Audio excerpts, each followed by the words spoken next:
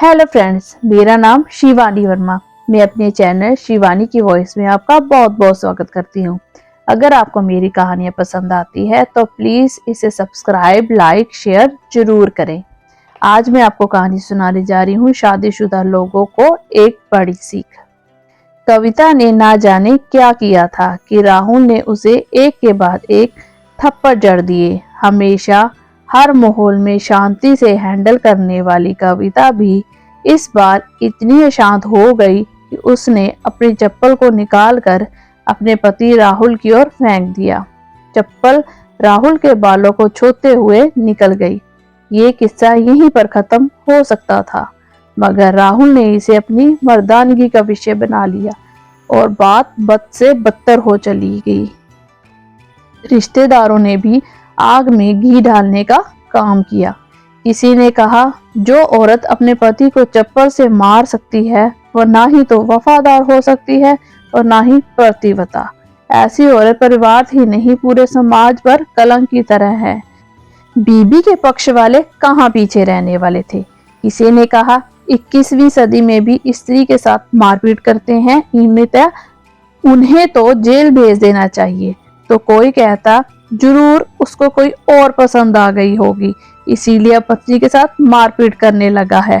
बात कोर्ट तक पहुंच गई। दोनों पक्षों ने एक दूसरे के खिलाफ केस फाइल कर दिया। राहुल ने चरित्रहीन होने का तो कविता ने दहेज और शारीरिक उत्पीड़न का आरोप लगाया। 4 वर्षों से भी अधिक समय के लिए केस चला था। इन 4 वर्षों के दौरान दोनों पति पत्नी अलग अलग रहे थे। इन 4 वर्षों के दौरान दोनों पक्षों के समर्थकों की संख्या में भी कमी आ गई थी। पहले जहां दोनों पक्षों में समर्थकों का समूह होता था, अब गिने चुने लोग रह गए थे। राहुल और कविता दोनों की आर्थिक स्थिति भी इस समय के दौरान नीचे गिर चुकी थी। जिन्हें वो अपना शुभ चिंतक मानते थे, पैसों की बात आते ही उन्होंने भी अपना पलड़ा झाड़ दिया था। अगर कोई देने के लिए राजी होता तो मोटे ब्याज की शर्त पर दे रहा था। आखिरकार वही हुआ जो सब चाहते थे, डिवोर्स। हर कोई खुश था, दोनों पक्षों के रिश्तेदार, उनके माता पिता और दोनों के वकील। लेकिन 5 साल की सुखद शादी और एक सुंदर बेटी होने के बाद मिले इस डिवोर्स से पत्नी मूक थी और पति शांत था। शायद ये एक इत्तेफाक ही था कि इस खुशी को मनाने के लिए दोनों पक्षों के लोग एक ही चाय की टपरी पर बैठे, आमने सामने।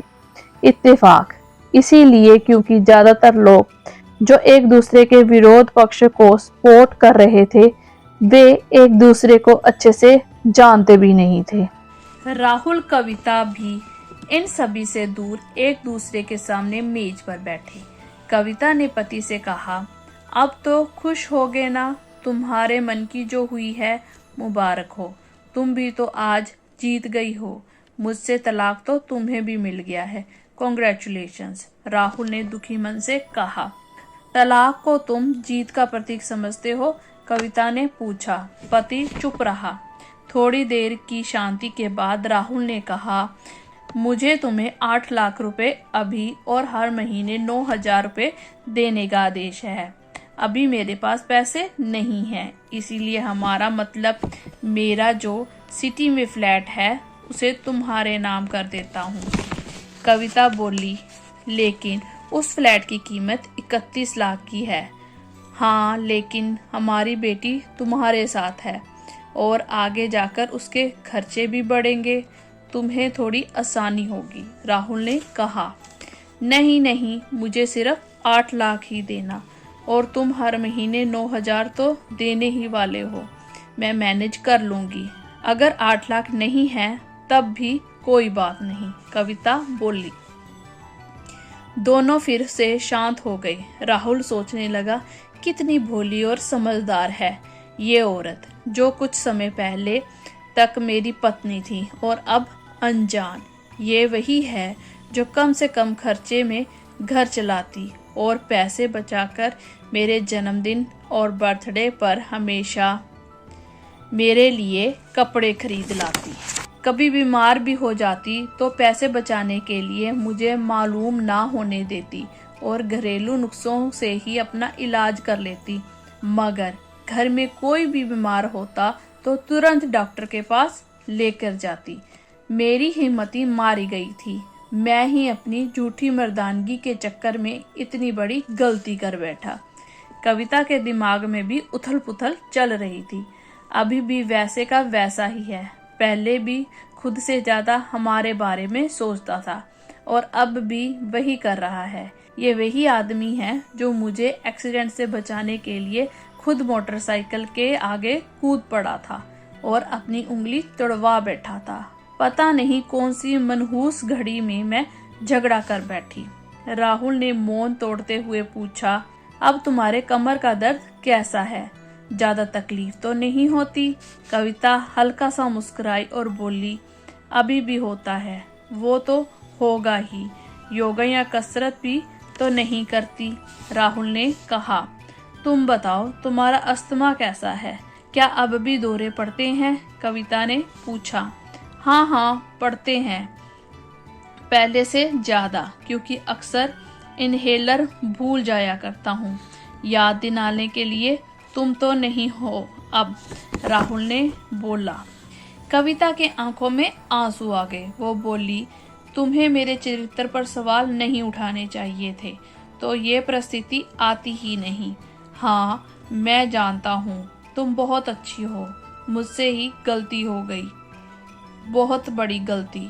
मैं लोगों के बहकावे में आ गया था, राहुल बोला।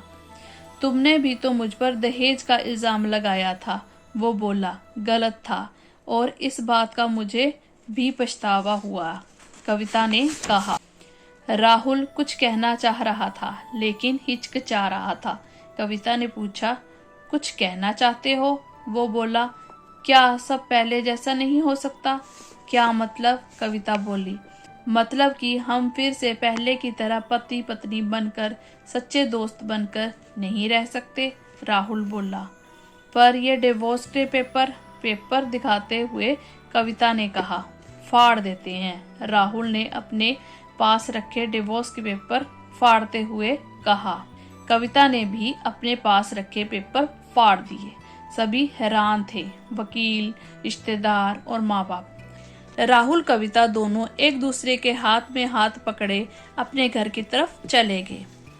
दोस्तों, ये कहानी उन हर पति पत्नी के लिए बड़ी सीख है जो छोटी छोटी बातों पर लड़ते हैं और इन झगड़ों को बड़ा बना के अलग होने का डिसीजन लेते हैं।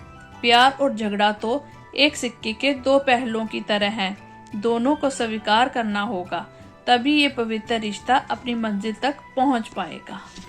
धन्यवाद।